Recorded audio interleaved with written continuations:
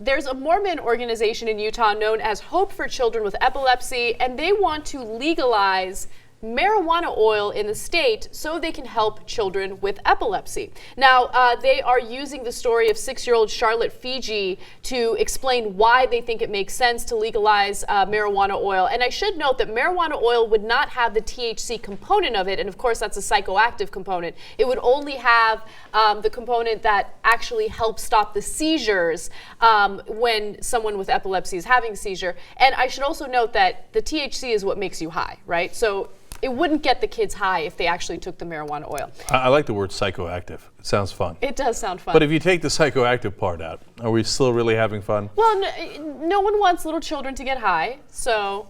True. Right. True. We want them to stop having seizures, and it works. In the case of Charlotte Figi, who's I like how I say Fiji. It's probably not Fiji. no, I have no idea if it's Fiji or Fiji. But anyway, in the case of Charlotte, it totally worked. Her seizures went down from 300 a week to just 1. So now these Mormon moms in Utah were like, look, I mean, I got a kid who's got epilepsy, who's having seizures, so I'd like to try that. Now, the problem is Utah doesn't want you to try it. They don't have medical cannabis. They don't have any kind of cannabis. So she's got to fight past that. Yeah. So what's interesting is that they are working with a Republican state representative, super conservative guy, and he's saying, like, look, this makes sense. Obviously, there is some medicinal value to this. We're not going to get kids high. We're doing it for a good reason. Let's legalize it. And what I find really fascinating about it is the parents, in this case, do not want to associate themselves with pro-medicinal marijuana, okay? Because they're worried that, first of all, it has no chance of passing in Utah, which is why we need the federal government to step in, which, of course, they're not going to. And so they're like, okay, we know that state representatives are against that, so let's just say the marijuana oil, no psychoactive ingredient, everything will be fine.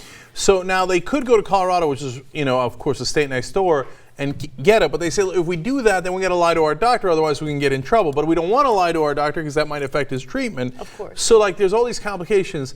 And look, the good news out of this is that at the state level, representatives still actually represent you to some degree. And so even though he's a Republican and very conservative, this guy says, hey, look, what you're saying makes sense. Obviously, you're not doing it to get your kid high. He's got an issue and you're trying to address it. We take the stuff out of it that would make him high. Let's do that bill.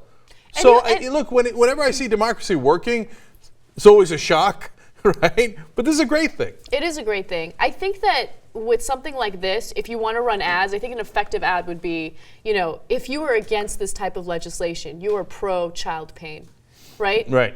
Because child seizures, that's what really you are. what it is. You're allowing these kids to suffer because you have your own hang-ups about marijuana.